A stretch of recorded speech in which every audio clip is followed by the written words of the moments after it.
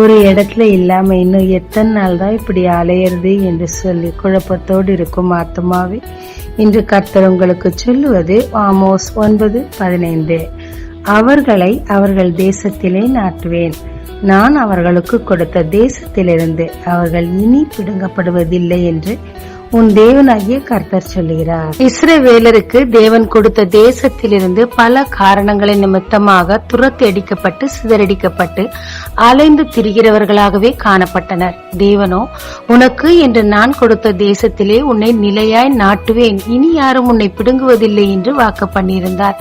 அதன் பிரகாரமாக 1948 இஸ்ரவேல் நாடு உருவாயிற்று. பல போராட்டங்களுக்கு பிறகு அந்த நாட்டில் அவர்கள் நிலையாய் தங்கினர். ஆனால் மற்ற தேசங்களோ அங்கே அவர் தங்கக்கூடாது என்பதற்காக பல முறை அவர்களோடு போராடினார்கள். ஆனால் அழிக்க நினைத்தவன் அழிந்தானே தவிர இவர்களை யாராலும் அசைக்கவே முடியவில்லை. ஏனென்றால் அவர்களுக்கு வாக்கு பண்ணின கர்த்தர் அந்த நாட்டில் அவர்கள் நிலையாய் நிற்கத்தக்கதாக அவர்களுக்காக யுத்தங்களை செய்து இன்று வரை பாதுகாத்துக் கொண்டிருக்கிறார். ஆமாங்க, எனக்கு என்று ஒரு நிலையான வீடு இல்லை. எனவே அலைந்து திரிகிறவளாகவே நான் காணப்படுகிறேன். என் குடும்பத்தோடு என்னால் ஒற்றுமையாய் ஒன்றாய் இருக்க முடியவில்லை. அலைகிறேன். எனக்கு என்று நிரந்தரமான வேலையும் இல்லை. மாற்றப்பட்டு கொண்டே இருக்கிறேன் என்று சொல்லி மன உளைச்சலில் காணப்படுகிறீர்களா? இன்று கர்த்தர் இந்த வாக்கு தத்தத்தை உங்களுக்கு தருகிறார். நம்பிக்கையோடு உரிமை பாராட்டுங்க. தேவரீர், இந்த வாக்கு என்னில் பலிக்க உதவும் என்று சொல்லுங்க.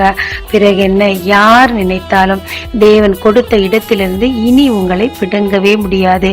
அதில் அதிக பிரச்சனைகள் எழும்பலாம். அந்த பிரச்சனைகள் எல்லாவற்றிலும் இருந்து தேவன் உங்களை விடுவிக்கத்தக்கதாக அவரே உங்களுக்காக யுத்தங்களை செய்வார். ஒரே இடத்தில் உங்களுக்கு நிலைக்க பண்ணுவார். நிலையான வீட்டை உங்களுக்கு தேவன் கட்டுவார். நம்பிக்கையோடு காத்திருங்க. தொடர்ந்து வாக்குகளில் நிறைவேற்ற அதற்காக ஜெபிங்க. தேவன் உங்களை நிலைக்க பண்ணுகிறார். ஜெபிக்கலாங்க. இஸ்ரவேலுக்கு நிலையான தேசத்தை கொடுத்த தேவனே, நானும் நிலையில்லாமல் அலைந்து கொண்டிருக்கிறேன் அப்பா. என் வேலையிலே எனக்கு ஒரு நிலையான ஸ்தலம் இல்லை. அதே மாதிரி எனக்கு என்ற ஒரு வீடும் இல்லை. நான் நிலையில்லாமல் அலைகிறவளாய் காணப்படுகிறேன். அதிக மன உளைச்சலில் இருக்கிறேன் அப்பா. தயவாய் என் மேல் இறங்கி அவர்களுக்கு கொடுத்த வாக்கு தத்தத்தின் பிரகாரமாக எனக்கும் நிலையான வீட்டை கட்டுவீராக. நிரந்தரமான ஒரு வேலையை தருவீராக.